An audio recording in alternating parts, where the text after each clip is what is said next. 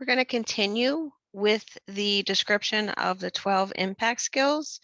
And when we left off, we were talking about flexibility.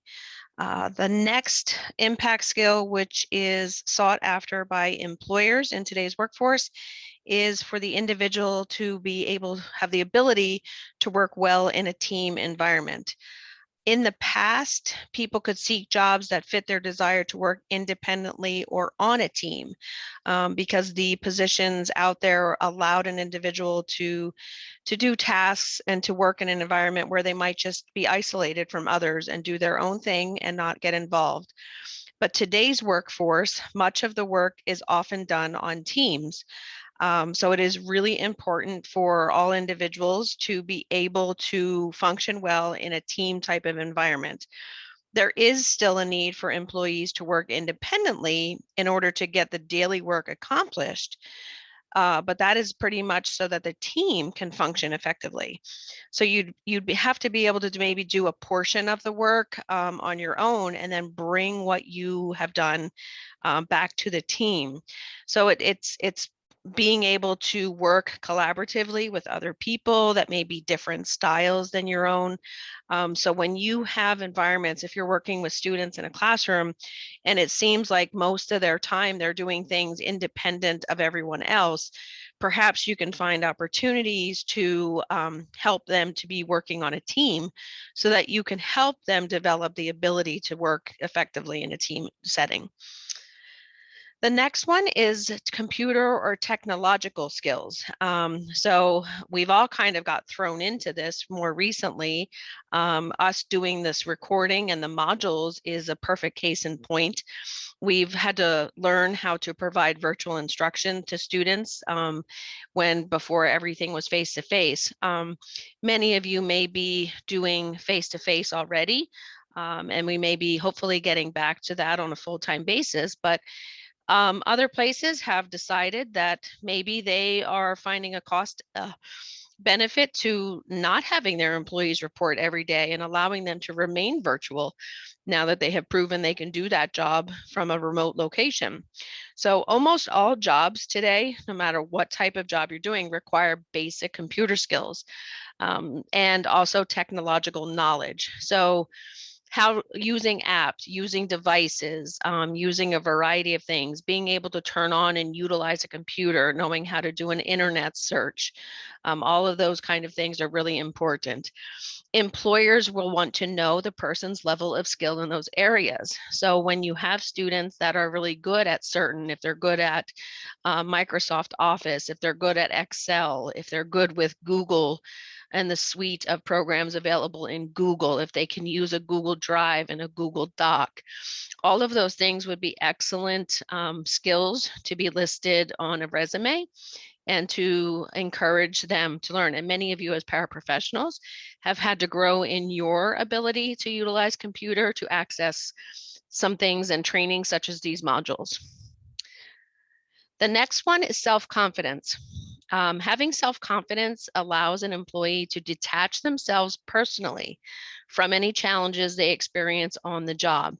And it provides a sense of strength as they pursue personal and job-related goals.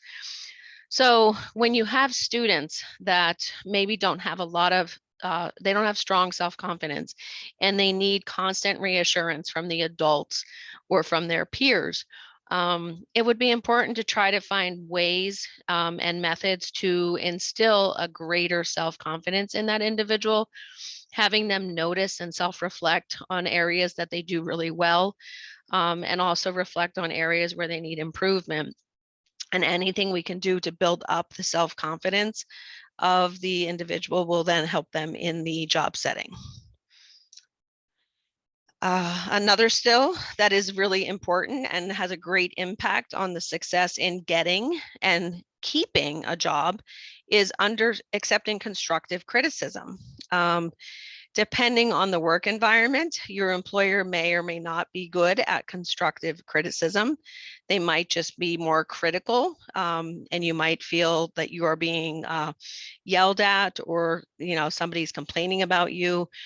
But constructive criticism, if it's done well, allows you to understand that there's always room to grow.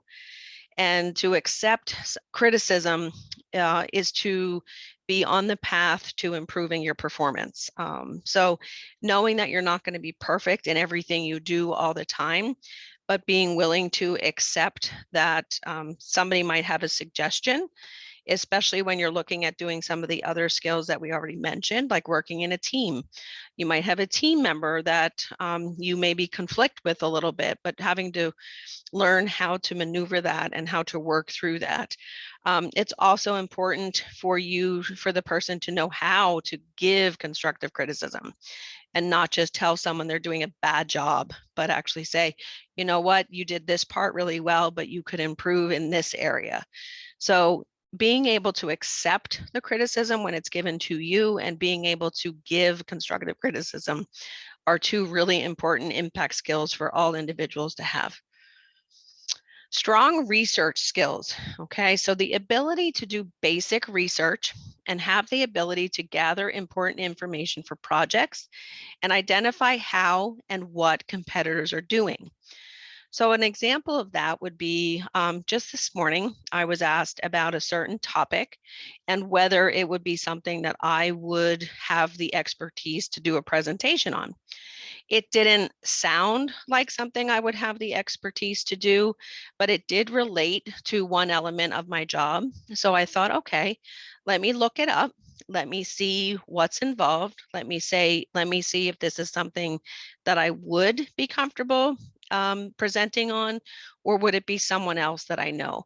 So in doing the research, I discovered that yes, there were parts of it that would relate to some of my job duties, but not really the expert on it, so that there would be a different person that would probably have a better level of expertise, but I could support them if the project were something that we would identify and move forward on.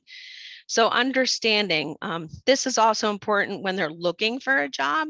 So if you're looking for a job in a certain field or a certain company, you could actually go online. You could look into that company.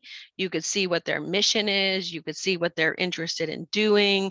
You could see what their goals are. And then you could come up with maybe ideas to improve something that they're working on, or maybe something to just say, hey, I'm really excited about what your mission is. And I agree with your mission and I would really like to be part of your company.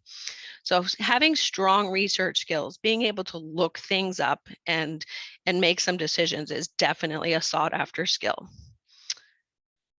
So those were the top 12 skills that most employers today are looking for in all employees in order for them to get hired and to maintain their employment and to grow in that employment. So at this time, I would like you, this is the conclusion of part 2, I would like you to go back to your anticipatory guide and finish answering the questions for part 2, and we'll pick up with part 3 in a little bit.